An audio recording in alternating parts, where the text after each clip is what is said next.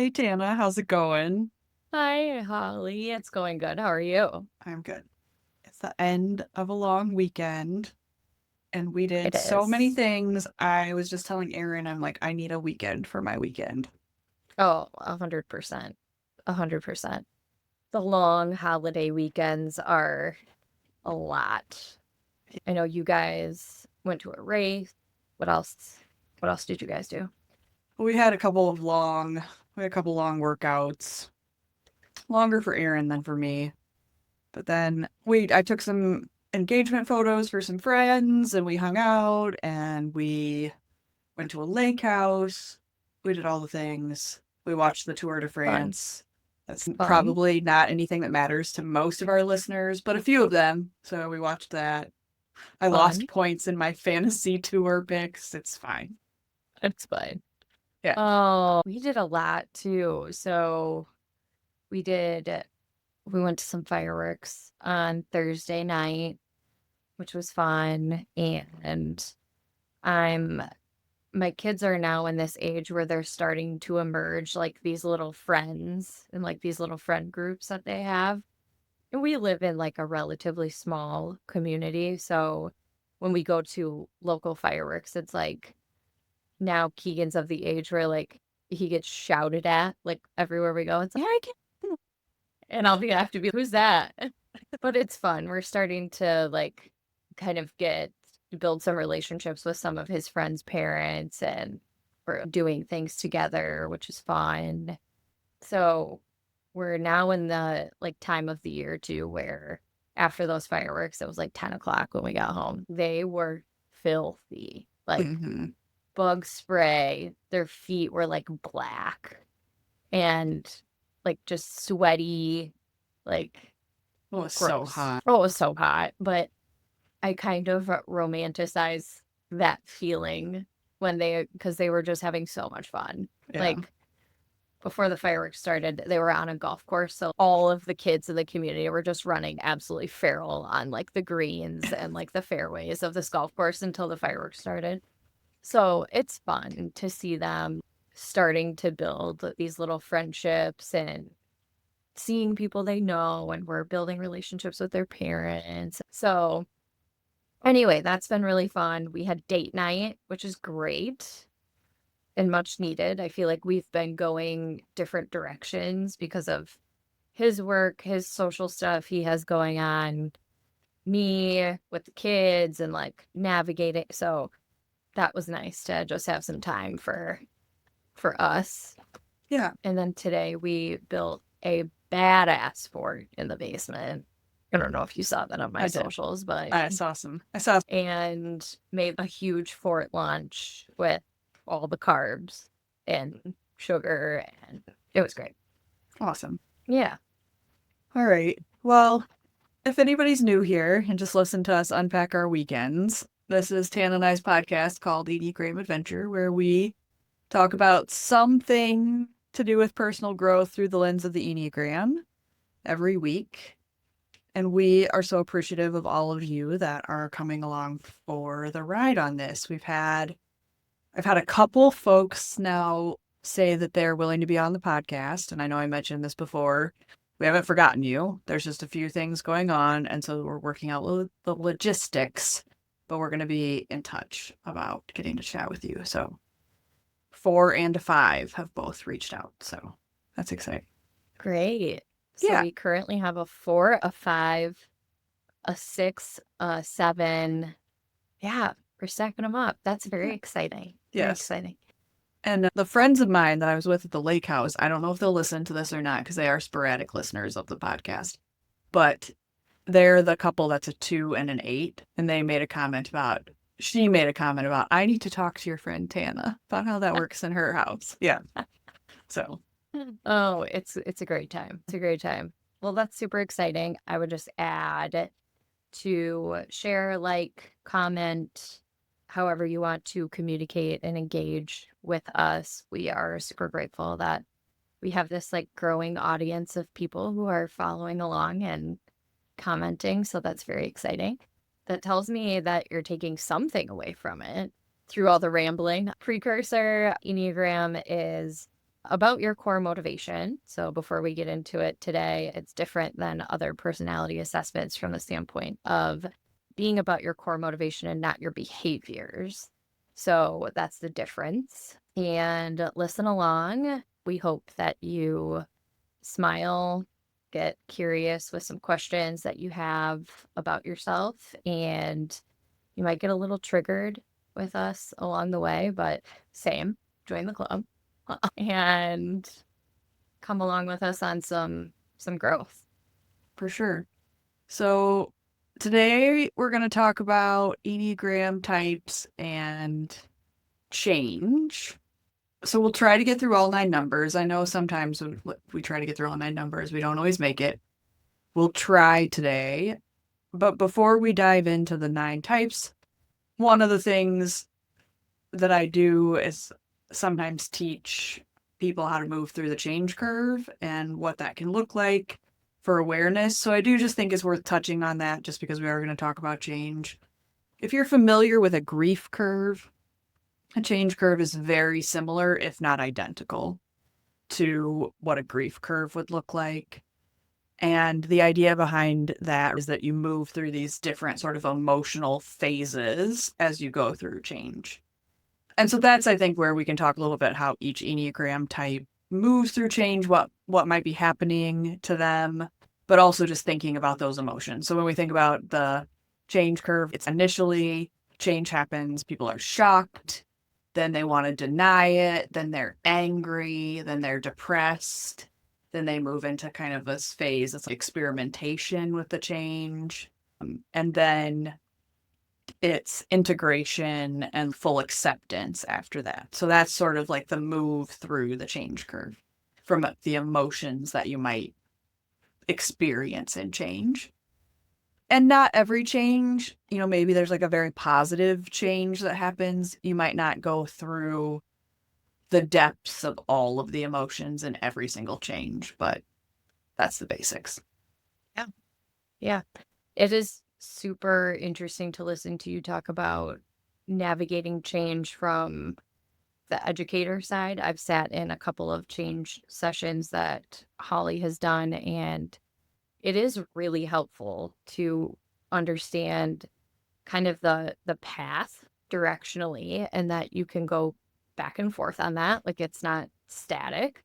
So I think it ties in really well to this work that we're doing. And I hope to touch on as many of the 9 numbers as we can.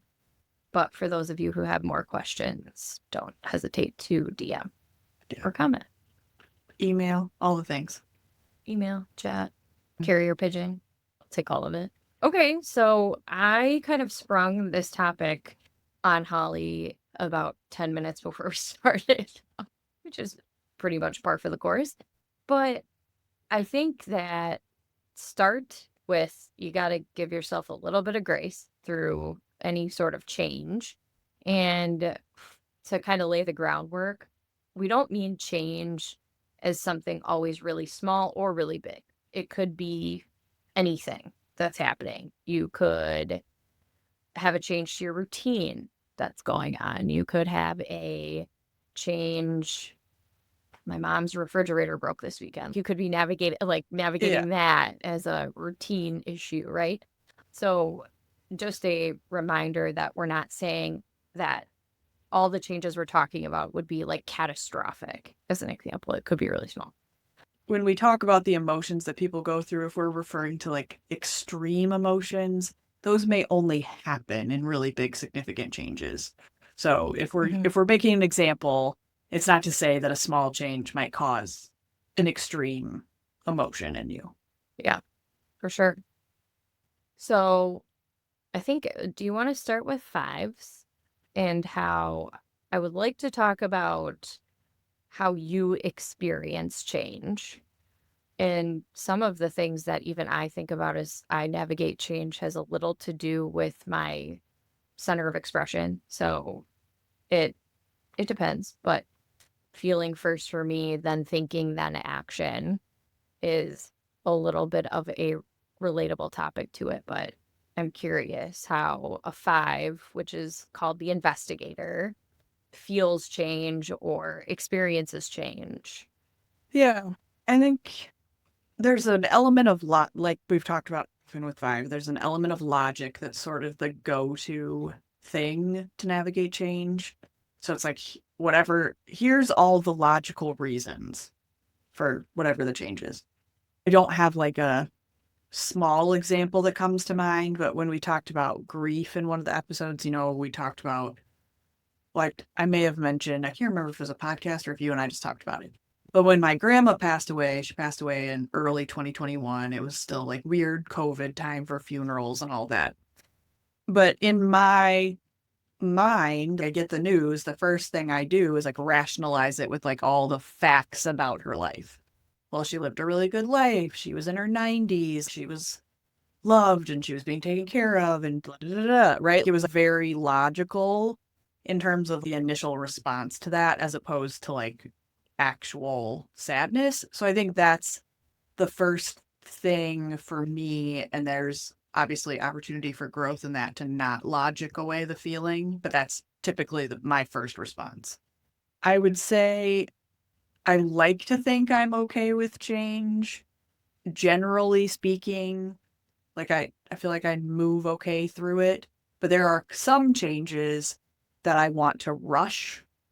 And then in the rushing, it causes problems.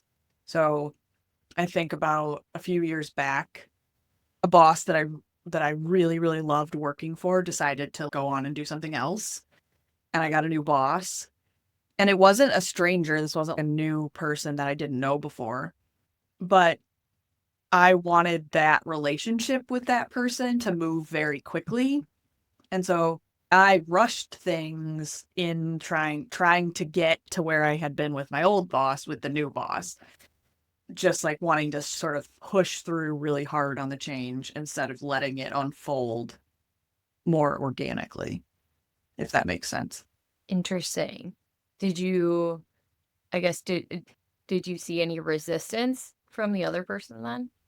Because you were like trying to push through some of Oh, that? yeah. There was then a lot of tension in the relationship. I thought this was going to go both. I think both of us thought this was going to go different than how it ended up going. Oh, interesting. Again, because it wasn't like it was not a stranger. It was someone who came from another Hmm. department. Yeah. So it was a very awkward to navigate that change in relationship. Yeah, that's tricky. So I hear you saying that the growth is like not not to logic away the feeling, but I guess in that scenario, what's the growth from the blow past like some of the building blocks that create that relationship? Some of that again, it's like allowing something to unfold instead of pushing so hard. In that particular scenario, and I think I've gotten a lot better because since then I've had two other new bosses. So there was definitely learning through that process, but it was some of that has been the growth has been in I think in that scenario, like all the stuff I was working on, I didn't want to have to take somebody back to the beginning of it. I just wanted to sort of keep going and just have this person come along, but they were like, no, come back to the beginning. You have to get me up to speed. And I was, I don't want to. Let's go. Like, I just want to go.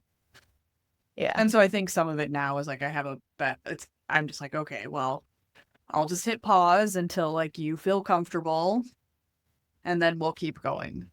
And so it's just allowing, not that it's not frustrating, right? But it's just sort of allowing the time and space that's needed. So I could still be better at it at times, but I'm definitely better than I was. Interesting. Okay. Okay. I guess like I would have thought, given you wanting so much information, that it would almost take you longer innately because you're trying to get all of the information that you need from Yeah, that and person. That's the judgment that I had. yeah, I think because I felt like I held it already, they didn't have it. Hmm. I had it. I didn't need information from them. I was very Got it. like I know I am the expert in this space And so I don't necessarily need a whole lot from you. And so it was a little bit of going backwards in some things. And that's where there started to be this, like, where I was just like, just let me, just please, I can do it. Just let me. So that change also, though, I would say was two almost polar opposite personalities. I went from working for a 3 to a 1. Those are very different energies to work for in that. So in that example anyway. Okay. Yeah. Okay. The only other change I can think of, well, I acted really bad during COVID. Do you want to keep going on 5 examples of like change curve stuff, or we're just going to make this all about 5s and change today? That's all right. Well, during COVID, I remember when, I think anybody who was working during COVID will remember this. We were all going to go work from home for 2 weeks, and this thing was going to blow over and we were all going to be fine.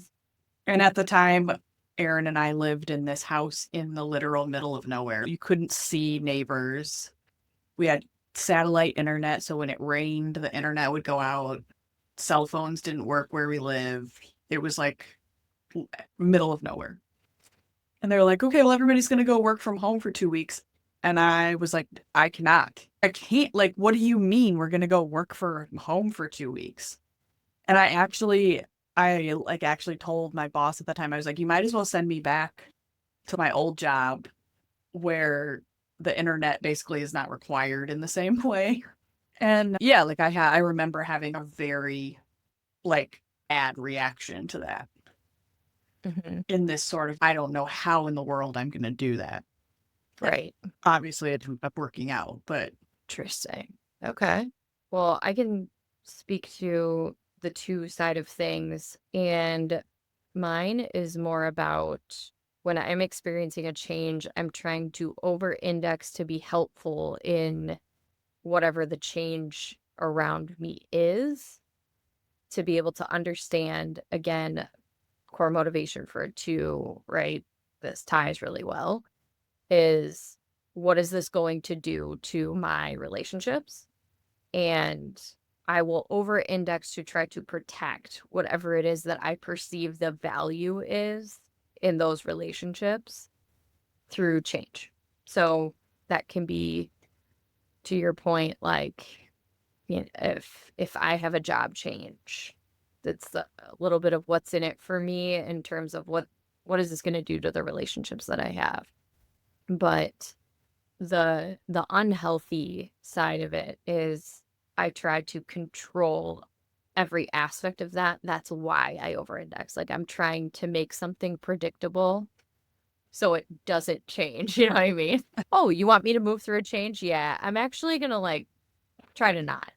So there's a lot of growth for me as it relates to change. I'm somebody who experienced a lot of change throughout my life, so that's really interesting. But the other thing that's coming out for me in terms of the two-ness and change is ultimately the fear is usually where I get stuck. I get stuck in the spin and cycle of fear for not what it means for my relationships all of the time, but what's my new normal going to look like? What happens now? What can I expect? And what am I not thinking of? And you can hear my tri-type all up in that, right? Mm-hmm. But it's something I would say that I'm getting better at through some of that deep work that we talk about. But that's probably one of the things that I have the most work to do is navigating through change and accepting that the change is happening regardless of how I try to over-index to control what's happening. So from the 2 perspective, I hope those who are listening, if you are a 2 or know a 2, I would say from others, what I need is reassurance when navigating through change. Kind of like the everything's going to be okay. It might be different, but everything's going to be okay. For the insecurity and all of that would be really reassuring to hear. So if you know a 2 or you are a 2, what else to suggest? Just expressing the need that you have when moving through it and expressing the feeling that you're having in terms of I'm feeling anxious, I'm feeling angry, I'm whatever it is, being able to say it out loud and kind of helps with the ownership of it instead of trying to over index and avoid. Do you think when you say over index, do you think that's when you overly try to anticipate someone else's needs? Or, Yes, and overextending. I'm trying to think of a really good example. I'm trying to think of a good one. So when my husband would have a shift change early in his career, so year over year, there could have been an opportunity for him to go from, you know, second shift to third shift or vice versa, right? There's a lot of fluidity in that depending on what rank and what everything else is going on. But when one of those kind of conversations would come up where, hey, there's an opportunity for me to go to this, my overextend would be, well, how is that going to impact the kids? Are you gonna, well, I guess I can figure out how to drop off and pick up, or I can figure out how to, and it's an overextend of I'm gonna do everything I can, so then that change is easier for you, regardless of how it impacts me. And then it ends up impacting me worse because I'm not thinking about how I need to move through it. I'm thinking about what somebody else needs to make it easier for them. so what if it's a more personal change? So it's not a change that happens to, I mean, most changes are caused by other people, but let's say it's not something with your husband. Let's say it's something that more has a direct impact on just you. The boss change or a job change Okay. or something like that. If it's a choice that I made, it's different for me. It's very significantly different. If I made the choice to make the change, and I think that probably rings true for everybody. If I made the choice to say apply for a new job or, you know, do something different like that and it was on my own volition, then it's easier to navigate. It feels anxious, but it's like anxious excited. Like Mm-hmm. I made this change, I made that choice. But if it's not my choice, i.e., like a change in my boss, I am very suspicious, I guess is like the best way to describe it. I lean really heavy into that thinks like a six energy of like what could go wrong, what trying to anticipate and overextend to fix what hasn't even happened yet. So I'm not actually moving through the change. I'm anticipating something that I think is going to happen. So I'm forcing myself to go to that spot and cover a base. And then when that's done, I move on to the next one. Yeah. Like, what the fuck? What is change? Or do I go through change? Yes. Yes, every human experiences change. Cool.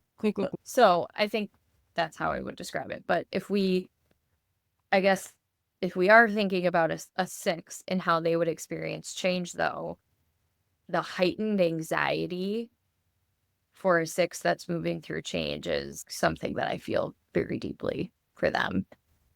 The only other thing that I would add for a six is like they may be looking for like authority or alliances to feel safe in a change. And when I've experienced some of that with some of the sixes that I know in my life, I feel very deeply for them because it can read sometimes like commiserating, and that's not the intent. And I know it's not because I know those people in my life who are sixes, and I'm like, you're not. I know that's not what you mean, but it's not showing that they're working through change sometimes when they're seeking that kind of that alliance and affirmation, depending on the language and behavior that's used, right? But I've seen that with some of the sixes in my life. I think too for sixes going through change, if the change is super unexpected versus similar to like being chosen, I think that can be can change how they go through it because if they're choosing it, they have time to prepare for it. which would help them through the change curve faster. When it's a shocking change, that can cause them to spin into the anxiety space. But it can also make them, we haven't talked about how some, the internalized, externalized, contradicted thing within the triads. We haven't talked about that, I don't think, yet. Might be worth it for a topic. But sixes are contradicted in the thinking center, meaning that they can find themselves in thinking patterns that are unproductive. It's maybe what people would categorize as classic overthinking, but it starts to fall into the realm of thinking rather than doing. And I think I mentioned this when we did sixes on the podcast, but when I was first learning the Enneagram and I was taking this Enneagram class, there was a woman, it was during COVID. There was a woman from Canada that was in my class, and she would talk about how during that time she would lay awake at night and think about how the Canadian government could do things differently to handle COVID and like make these plans in her head about what they should do. But like that was part of the coping mechanism of dealing with this change of lockdown and blah, blah, blah, and all of those things. But I think about that. The six can fall into the feeling this responsibility and thinking and planning. It's not it's not for them to do. It's not their responsibility. And yet here they are laying awake in the middle of the night worrying about it. Yeah. Yeah. So I mean, thinks like a six is in my tri-type, so I feel all of those things. It's the hypervigilance that can be emotionally, mentally, physically exhausting. So the work for a six, I would say, is to just try to be present within the change. So fighting that urge to try to move forward to the next what if and feel a little bit of power in whatever is thrown at you. You'll be able to navigate. You'll deal with it. It might be really painful, but it's almost as if you're suffering through it twice, or you're suffering through something that you didn't even need to, because that ends up not happening at all. So I would say presence for them through change is probably pretty important. Do you want to go to sevens really quick? Yeah. Let's talk seven. So I think sevens and change, the pattern is probably pretty typical to how they experience other things in their life, such as conflict, where it's going to be avoidant. And I would say it's not necessarily that they don't like change, because sevens are very spontaneous, right? And they could be like, they could all of a sudden be packing up and moving across the country to like have a good time. It's more this change might feel hard, and so they might try to avoid whatever the hardness is of it and seek out from the change. Yeah, so not that far off from the advice I would give to a six, but like being present in the change. And the other thing a seven might get really frustrated with is if the change has like narrowing options. Right? Like if they feel pigeonholed into like, that's my only answer, that can be really triggering. Yeah. So a little watch out, because sometimes change is very absent of option, depending on what the change is. So if you're a seven and finding yourself frustrated, it's probably because your options are pretty narrow for how you need to move into and accept it, but not far off from the six advice of trying to be present within it. And the beauty to a seven too is like they can reframe the shit out of change. Like they sure can. Oh look, a fork in the road. Look at the endless possibilities.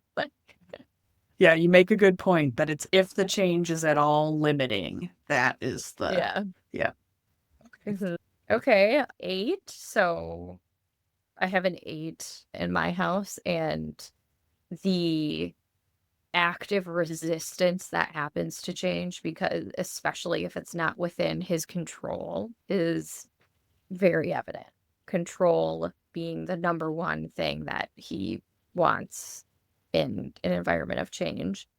But kind of this is going to sound way worse than I actually intended to. So fair warning, but it's the urge to kind of like reinstate power that comes up sometimes, where the response is like anger or assertiveness because I'm going to be in charge of this, even if it's something that I feel like I can't be in charge of. So it's a little bit of that. And then inevitably with change, a little feelings can be involved. Eights obviously wouldn't describe themselves as feelers usually. So it's that vulnerability piece that can be extra anxiety inducing, because there's this, not only are they trying to like control and be in power of the change, but they're trying to control and be in power of their emotions. Yes. So it's compounding. And that's when I see not just my husband, but like other eights in my life can retreat and withdraw. So for him, it's more of the identify not just the feeling of anger through change, what is the feeling, and figure out how to own that, because you can find a little bit of control in that. There's a little bit of a pacifier in there somewhere if you think about it. Stating the feeling and owning the feeling can be growth for them, while also giving them a little bit of feeling like, because I'm doing that, then I have control. But I would just emphasize for the eights that there are going to be plenty of changes in your life that you have no control over, no matter how hard you push Yes. to try, because you will. It's what would happen if you did just let go and allow it to happen without needing your white knuckle grip on all sides of it. What would you add? Yeah, I think I'm trying to think of a good example of a change with an 8 in my life. And I will say I do see the retreating. One of my brothers, actually more than one of my brothers than 8. I'm pretty sure 2 of them are. One confirmed. He does the I'm going to take my ball and go home behavior. But there's also sometimes I've experienced with the 8s in my family, like explosive anger over change. And that the experience of it makes them so uncomfortable that it's expressed through big angry moments. Yeah, I certainly can understand that. Usually, when I see the eights in my life have that reaction in terms of a change or something they can't control, it is simply like that desperate feeling of just wanting to be like able to Yeah. control it. That it's, if it's a helpless feeling for Right. them, I'm sure. So I mean, if you think about something that is uncertain, which inherently changes usually at least some level of uncertain, right? I liken it to my husband's profession, right? He's a first responder who deals with unknowns every day. So he's navigating change all the time, but he put himself in a literal position where he controls the environment and the reaction, right? Yeah. So day in and day out, he's like practicing that over and over and over and over again. And in life, in normal life circumstances, that's just not it. That's not reality with some of the changes that can happen. The loss of a parent or the loss of a close person in your life where you can't control that is sometimes where I see that eight energy being the biggest, Yeah. where there's quite literally nothing they can do. Yeah. I'm not. So what would it look like for them to like feel sad and just like let That's somebody make them feel better? that's a great question. What does it take? What does it take to let somebody in? Mm-hmm. Mm-hmm. Crack that hard shell. Yeah. Good. So Left. nines. Nines are, I don't, they're not exactly like sevens, but they're not dissimilar to sevens in that it's an avoidant thing when it comes to change. I was gonna say they procrastinate. That was the word Yeah, that popped in my head, was like procrastination. fascinate. Like, yeah. And they can get really comfy about things where it's the work that it would take to make the change, like just they're just going to put that off as long as possible or until they're forced to. So I think it's first that, but then I think once it's like, oh no, this is happening, like I have to deal with it, they start to, at least I've experienced with Aaron, the move on the sixth, getting worried about something, or it can be like not because they're avoiding dealing with it, they get a little snappy, a little passive aggressive. Some Sure. of that sort of stuff starts to be experienced. I think once there's an acceptance of the change, we've moved past the, like I mentioned in the beginning, the anger denial portion, depression portion, more into experimentation. Then they're kind of like, okay, all right, we're good now. We're just right back to go with the flow. Yeah. And if there are other feelings, they maybe haven't dealt with them in through that. Yeah. Would you say that if possible, when navigating change, that a nine would be well served to like break things up into small pieces or like actionable steps? I think it depends on the person, probably. There's probably some nuance in that. Maybe for some of them, that could be helpful.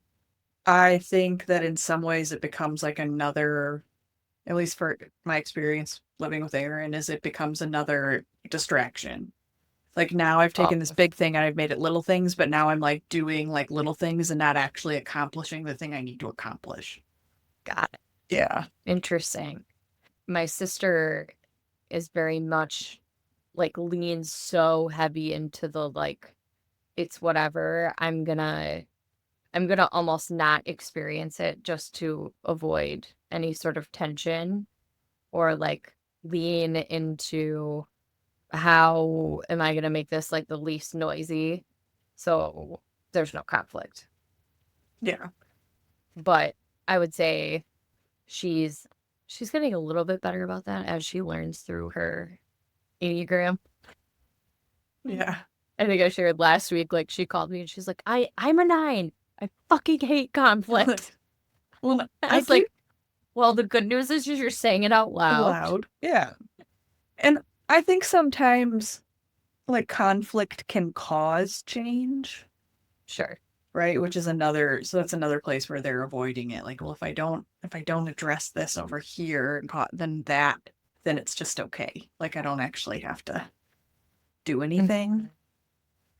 Um, but it's just that I think for the nine, the best advice is just like just lean into it.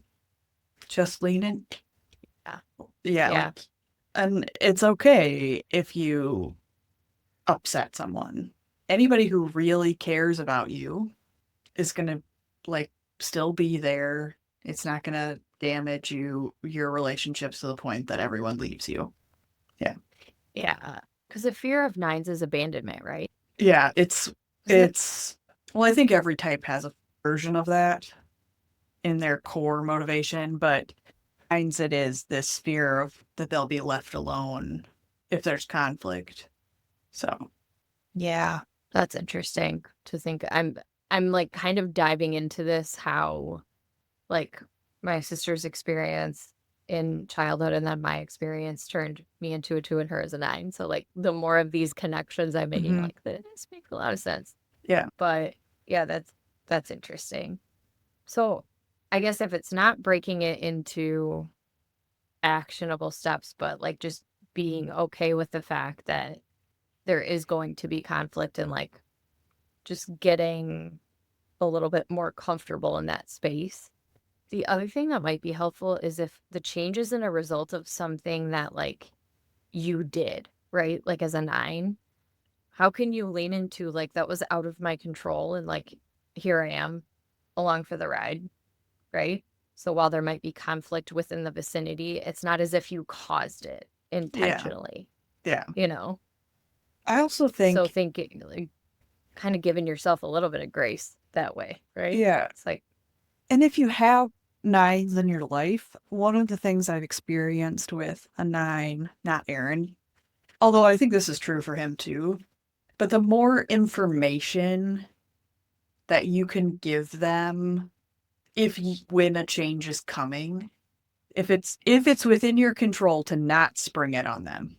And I know not every change can be predictable, but if it is within your control to share a little bit, that can make a big difference in how they come through the change as well. yeah, you're really good at that with I've seen you be really good at that with some other nights where you just kind of like, if possible, you can sprinkle a little bit like here and there to be like Mm-hmm. laying the groundwork a little bit that could be different. Like, so Well, that's nice. That's nice. and I would say also in that, it's also bringing them, like allowing them to participate. Because often 9s are so go with the flow too, when that they can feel a little bit like they're just sort of in service of the people around them. And if you can allow them to sort of help after the new reality, that can be very helpful too, right? Like, well, I want Right. your opinion. What do you think about this? What if we Yep. tried this? Talk to me about whatever it is. Mhm. That can be very helpful for a 9 also. So I think what we have left are 3s and 4s, right? What ones? Ones, 3s, and 4s. If we go to thinking about 4s, and if you haven't listened to either of our Soul Child episodes, I strongly suggest doing that. We've gotten a lot of really good feedback from those episodes. But I talked about, so my soul child being type, so the individualist.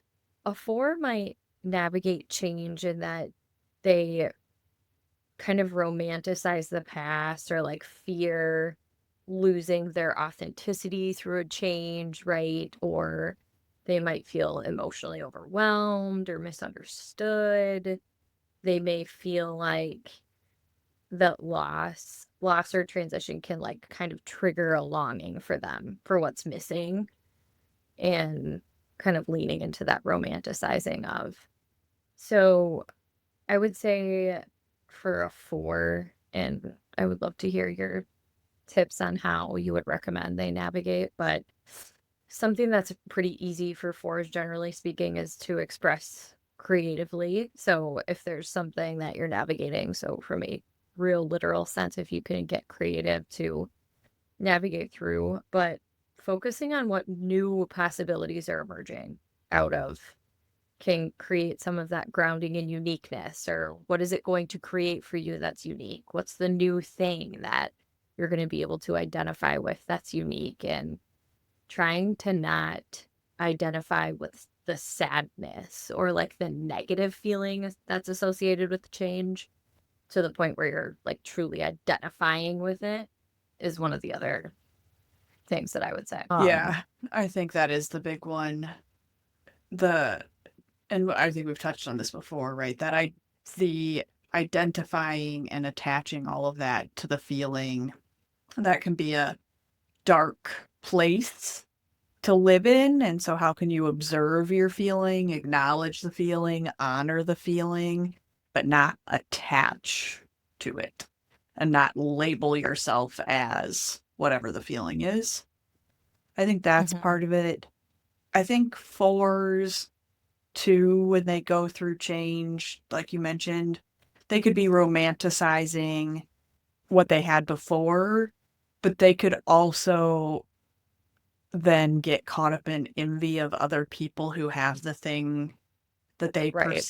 they perceive that they haven't had the same level of change or the same emotional experience or whatever it is, and they can get caught up in like envy and like that kind of space about other people and how other people have the things that they don't have, that sort of Right. stuff. Yeah. So I think Right. it's just more in the how do you honor that? How do you allow your space? How do you let other people in to understand them? It is possible for other people to understand you guys, fours. It's possible.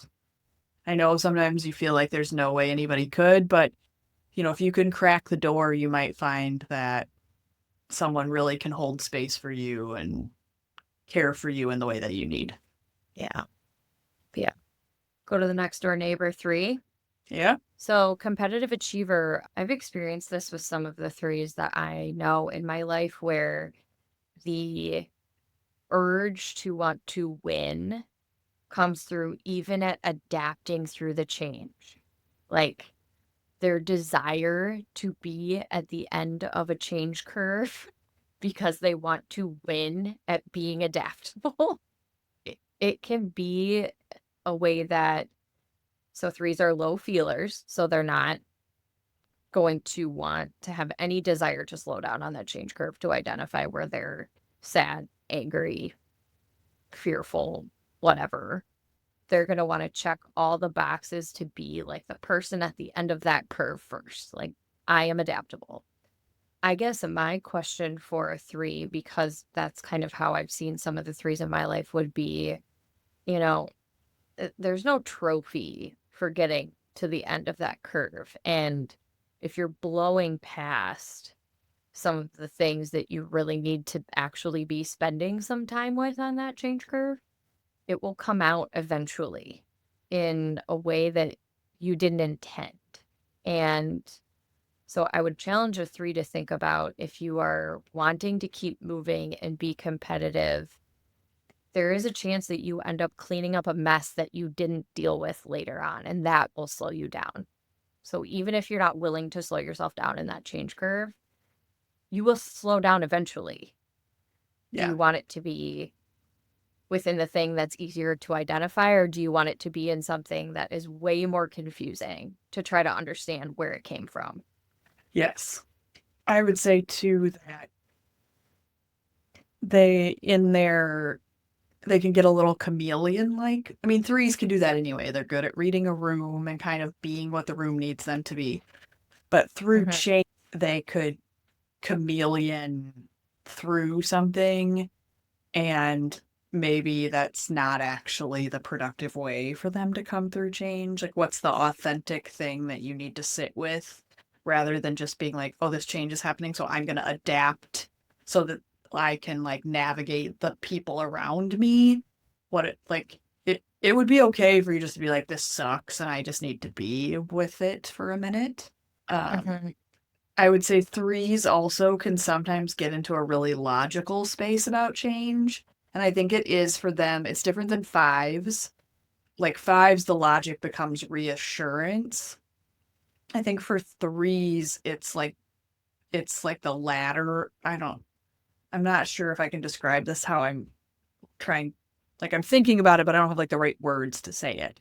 But it's almost in a, like I'm using the knowledge to move very quickly, right? Like I know this thing, so I'm going to go fast through it, sort of thing. So it's still, like to your point, in the competitiveness, but they use this like competency, like look at me, I know all of this, therefore I am not affected by the change.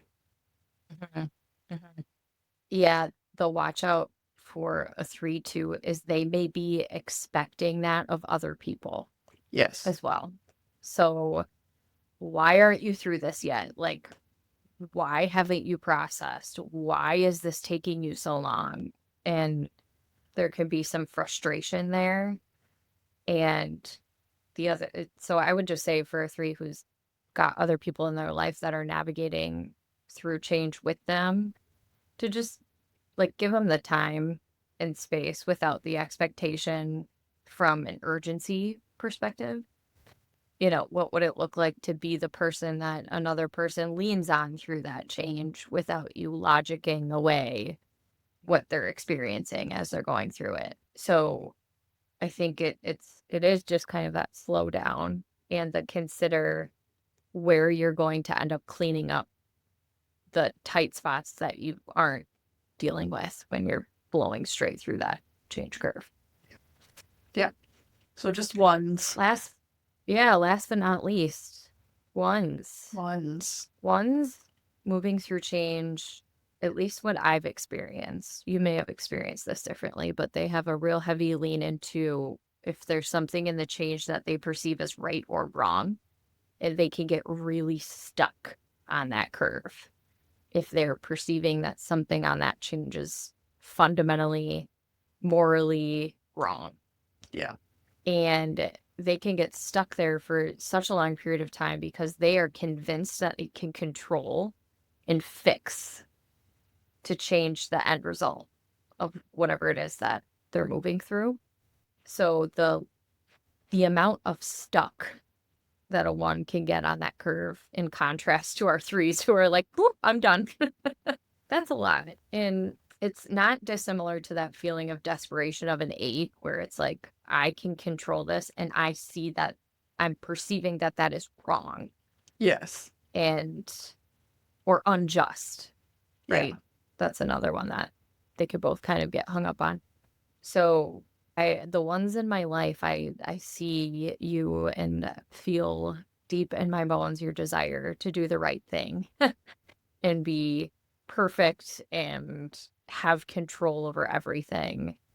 And I empathize and sympathize with you moving through a change curve because that can be very, very hard for a 1. Yeah. Yeah, I think the 1, you said it very well, right? That desire for things to be black and white. It's right or wrong. And sometimes changes are not.